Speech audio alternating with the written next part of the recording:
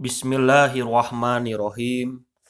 Assalamualaikum warahmatullahi wabarakatuh. Bismillahirrahmanirrahim. Robi sholli sodli wa yasirli amri lahu uqdatan min lisani yafqahu qoli. Robi jidni ilman warzuqni fahman birahmatika ya arhamar rahimin. Kurban bagi orang yang sudah meninggal. An Abi Abbas radhiyallahu anhu qala Rasulullah sallallahu alaihi wasallam amirtu binahari wa huwa sunnatu lakum. Dari Abu Abbas radhiyallahu anhu bersabda Rasulullah sallallahu alaihi wasallam, aku diperintahkan, diwajibkan untuk berkurban, dan hal itu merupakan sunnah bagi kalian. Hadis riwayat At-Tirmidzi. Pelajaran yang terdapat di dalam hadis: 1. Bahwa hukum berkurban itu sendiri adalah sunnah muakkad, tetapi khusus untuk Rasulullah Shallallahu Alaihi Wasallam hukumnya adalah wajib. 2. Kesunahan dalam hal ini adalah sunnah kifayah.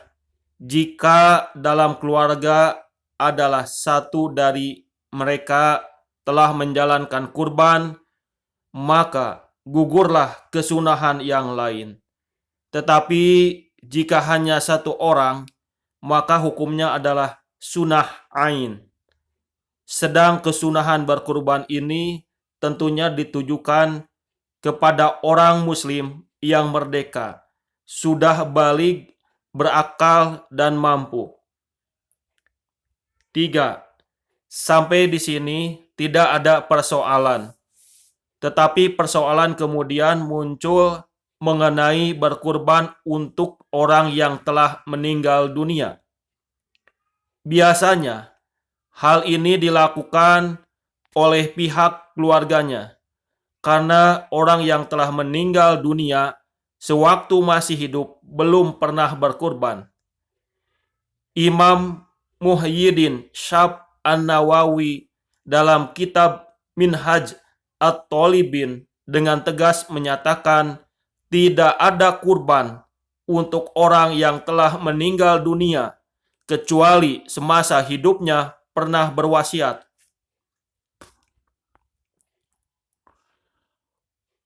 Wala tadhiyata an ghairi bi ghairi idnihi wala an mayit in lam yusi biha. Tidak sah berkurban untuk orang lain yang masih hidup dengan tanpa seizinnya, dan tidak juga untuk orang yang telah meninggal karena apabila ia tidak berwasiat untuk dikurbani. Muhyiddin Syab An-Nawawi, Minhaj At-Thalibin, terbitan Bairudat Al-Fikr, cetakan ke-1, tahun 1425 Hijriah atau tahun 2005 Masehi. 4. Pendapat Syekh Muhammad bin Sholih Al-Utsaimin dari kitab Ahkam Al-Dawi wal Zakah dengan beberapa tambahan referensi lainnya. Pada asalnya, kurban disyariatkan bagi orang yang masih hidup, sebagaimana Rasulullah dan para sahabat telah menyembelih kurban untuk dirinya dan keluarganya. Adapun persangkaan orang awam adanya kekhususan kurban untuk orang yang telah meninggal, maka hal itu tidak ada dasarnya. 5. kami tidak memandang benar penghususan kurban untuk orang yang sudah meninggal sebagai sunnah. Sebab Nabi Shallallahu Alaihi Wasallam tidak pernah menghususkan menyembelih untuk orang yang telah meninggal. Beliau Shallallahu Alaihi Wasallam tidak menyembelih kurban untuk Hamzah pamannya. Padahal Hamzah merupakan kerabatnya yang paling dekat dan dicintainya. Nabi Shallallahu Alaihi Wasallam tidak pula menyembelih kurban untuk anak-anaknya yang meninggal di masa hidup beliau, yaitu 3 wanita yang telah bersuami dan 3 putra yang masih kecil. Nabi Shallallahu Alaihi Wasallam juga tidak menyembelih kurban untuk istrinya, Khadijah, padahal ia merupakan istri tercintanya. Demikian juga, tidak ada berita jika para sahabat menyembelih kurban bagi salah seorang yang telah meninggal. 6.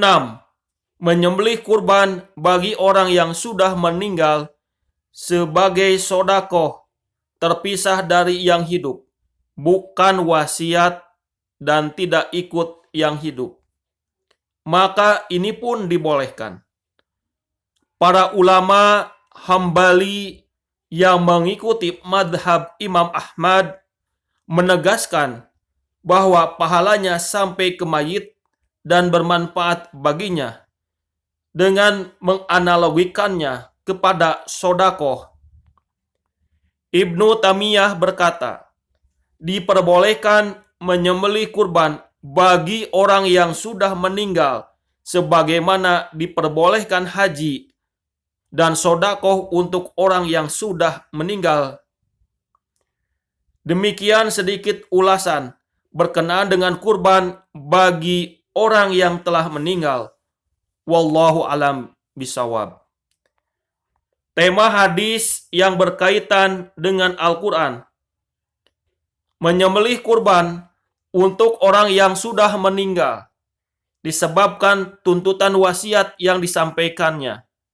Jika demikian, maka wajib dilaksanakan sebagai wujud dan pengamalan firman Allah Subhanahu wa Ta'ala di dalam Quran surat Al-Baqarah ayat 181. A'udzu billahi minasyaitonir rajim. Bismillahirrahmanirrahim. Faman badallahu ba'da ma sami'ahu fa innama ismuhu 'alal ladzina yubaddilunahu innallaha sami'un alim. Maka barang siapa yang mengubah wasiat itu setelah ia mendengarnya, maka sesungguhnya dosanya adalah bagi orang-orang yang mengubahnya. Sesungguhnya Allah Maha mendengar lagi Maha mengetahui. Quran surat Al-Baqarah ayat 181. Terima kasih atas perhatiannya.